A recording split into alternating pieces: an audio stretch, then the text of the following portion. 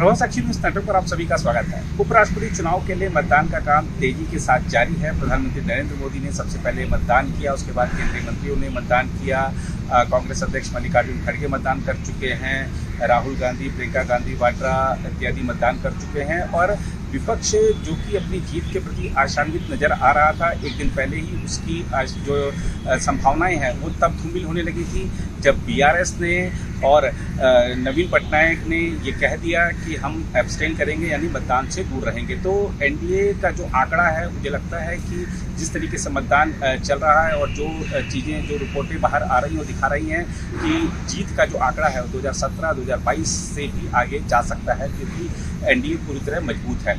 और एक चीज़ और देखने को मिल रही है कि अब विपक्ष की ओर से जिस तरह से नेताओं के सुर आ रहे हैं वो ये कह रहे हैं कि ये एक वैचारिक लड़ाई थी। तो जो कल तक जीत के दावे कर रहे थे, जो कि कह रहे थे कि चमत्कार हो जाएगा, अब वो कह रहे हैं कि वैचारिक लड़ाई थी। तो कहीं ना कहीं इस पूरी कवायद ने, जिसमें एक तरफ सीपी राधाकृष्णन हैं, एक तरफ सुदर्शन रेड्डी हैं, इन्होंने पूरा का पूरा एक वैचारिक युद्ध ये था लड़ा गया। एक तरफ बीजेपी ने आरोप लगाया कि सुदर्शन रेड्डी ने छत्तीसगढ़ में जो माओवाद की समस्या है उसको बनाए रखने में एक अहम योगदान दिया। वहीं जो विपक्ष का कहना था और तमाम जजों का सहारा लिया गया, जो कि एक्स जज हैं, उनकी तरफ से पत्र इत्यादि भी भिजवाए गए जिसमें कहा गया कि केंद्रीय गृह मंत्री ने गलत बयान दिया। तो ये सब एक पूरी तरह से वैचारिक युद्ध की तरह बन गया था उपराष्ट्रपति चुनाव। तो आइए देखते हैं मतदान के बाद जो नेता हैं वो क्या कह रहे हैं। संविधान में यकीन रखने वाले, संविधान की रक्षा करने वाले, शख्सियत का साथ देते हैं, या खास विचारधारा के जो नफरत की राजनीति करते हैं, लोग देश में नफरत फैलाते हैं, उनके साथ खड़े होते हैं।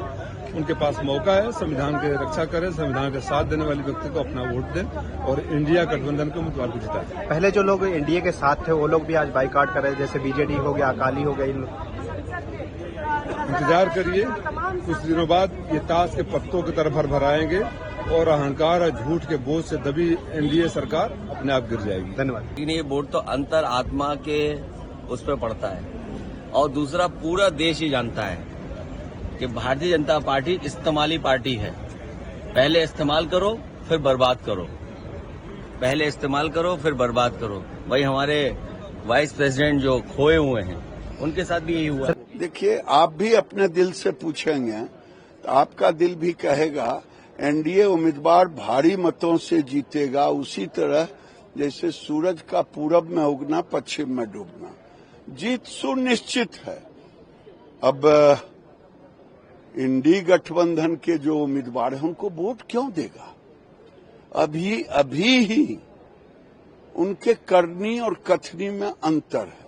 उन्होंने कहा क्या, मैं स्वच्छ छवि, ईमानदार, और मैं, किसी ने कहा जज हैं रहे, और वो गए वोट मांगने जो एमपी नहीं था, जो सजाए याफ्ता था बिहार में, जो भ्रष्टाचार के दलदल में पूरा डूबा हुआ, ऐसा डूबा हुआ कि पूरे परिवार जेल के सिकेजे में, नहीं तो केस में। यही नैतिकता है? छी छी छी छी। हारना तय, उसके बाद भी ये नैतिकता। इसलिए कथनी और करनी में अंतर है। लेकिन दादा, संविधान तोड़ने का काम तो हजरते इमाम कर रहे हैं। जो आज गए हैं, सुना है कल परसों, वो मलेशिया गए हैं जाकिर मियां से मिलने। यही हल्ला है, मैं नहीं जानता। हजरते इमाम नकली गांधी है, नकली संविधान है, और जो संवैधानिक व्यवस्था को चैलेंज करते हैं, चाहे चुनाव आयोग हो, चाहे सुप्रीम कोर्ट हो, उनके मन का नहीं हुआ उसे नहीं मानते हैं, अर्बन नक्सल की तरह। देखिए, ये लड़ाई तो नहीं है, सिर्फ कई प्रिंसिपल का सवाल है। और जहां तक मैं मानता हूं कि जो आज भाजपा का उम्मीदवार है राधाकृष्णन जी, एक सरल आदमी है, क्योंकि मैं महाराष्ट्र में से रहने वाला हूं और महाराष्ट्र से उन्होंने गवर्नरशिप की है। उनके विचार स्वच्छ है, और जैसे विचार स्वच्छ है उनकी एक्शन भी स्वच्छ है।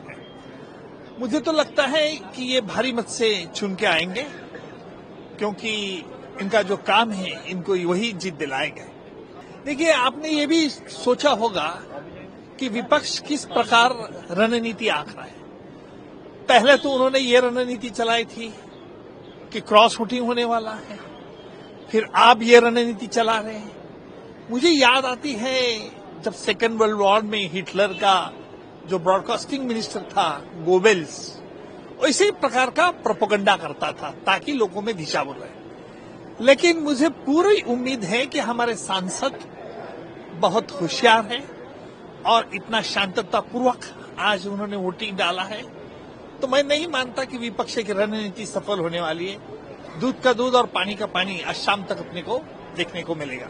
आज हम बिहार और झारखंड के सभी सांसद मित्र नित्यानंद राय के यहाँ जोरदार नाश्ता किया, आनंद आ गया। और उससे अधिक आनंद आया जिस प्रेम और स्नेहपूर्ण भाव से हम लोग मिले और उत्साह से वोट देने जा रहे हैं। प्रामाणिक, निर्णायक, प्रभावी जीत होगी। रविशंकर जी की बात में हम एक जोड़ेंगे कि सिर्फ जानदार नाश्ता नहीं किया, उसमें हाजीपुर का केला भी था। यह बड़ी बात है और सबसे ज्यादा लोगों ने पसंद किया, जितना आइटम था यहाँ, जितना व्यंजन था, उसमें हाजीपुर के केला को।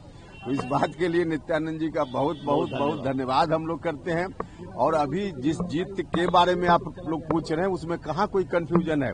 100% से भी ज्यादा आश्वस्त हैं क्योंकि एनडीए के पक्ष में बहुमत है, तो जीत एनडीए की होगी और उपराष्ट्रपति पद पर एनडीए के उम्मीदवार बैठेंगे, इसमें कहीं कोई कंफ्यूजन नहीं। अगर आप भी लेना चाहते हैं देश दुनिया की तमाम जानकारी तो आज ही सब्सक्राइब करें हमारे चैनल को। साथ ही नीचे दिए बेल आइकन को जरूर दबाएं ताकि हर अपडेट आप तक पहुंच सके।